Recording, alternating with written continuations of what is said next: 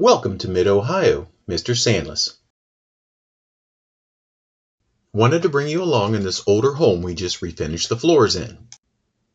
Here is one of two floor vents that literally was a hole down into the basement. And what they wanted us to do is close it off because it wasn't connected to any ducts. It was just from when the house was heated way back from a coal stove in the basement. So I had to build a box to do a support for the subfloor to kind of put the wood back over it, the wood panels and planks. And this one actually had an outlet beside and attached to it that no longer worked, and we decided to go ahead and pull that as well.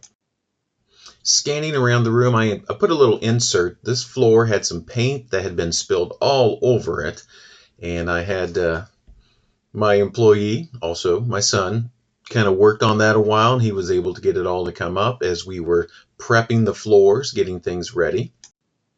Then I swing into the main room, and it shows the entry door where they had originally had vinyl down, and underneath the vinyl they had some type of leveling compound or mastic to make it fit nice and flush and keep stuck to the floor. Well, boy, we had to get a grinder to work on that. I didn't take any video of it, but I did take some pictures of the inserts here. And it was a challenge to get it all off to even make the floor look clean. Then I showed some clips here of the floor where I had pulled out plywood. They had literally cut long strips of plywood down to replace some of the wood planks.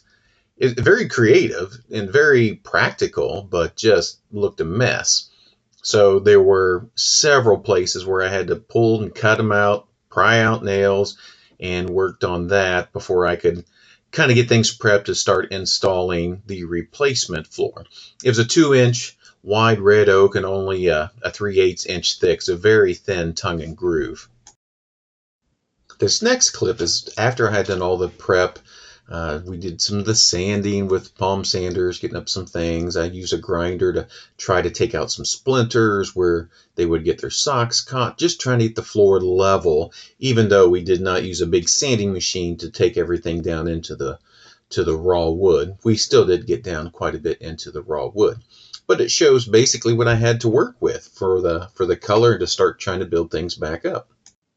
Now this is the fun clip. This is the part of the process that I enjoy the most, and that's bringing things back to life. With the seal coat, I added just a little bit of a warmth, a depth of tint to it before I started adding color. And then we went with a hickory and provincial just to really kind of brown and warm things back up. Just wow. Amazing how much it is to see the difference a little bit of color and a floor refinishing can make. The extra repairs took us maybe a day and a half, just under 2 days to complete because of all the labor intensive work that it was used to make those pieces fit with the older original floor. But wow, this one, it paid off. It really made the difference that was needed. The client was happy. I was happy. Sometimes this job can be fun, even though there's a lot of work involved. And I put my business card there. If there's anything you want to do about your floors or have somebody look at them, give us a call or even a text. You can contact us on Facebook and or just search us on Google. And that's 740-405-1395. Mid-Ohio, Mr. Sandless.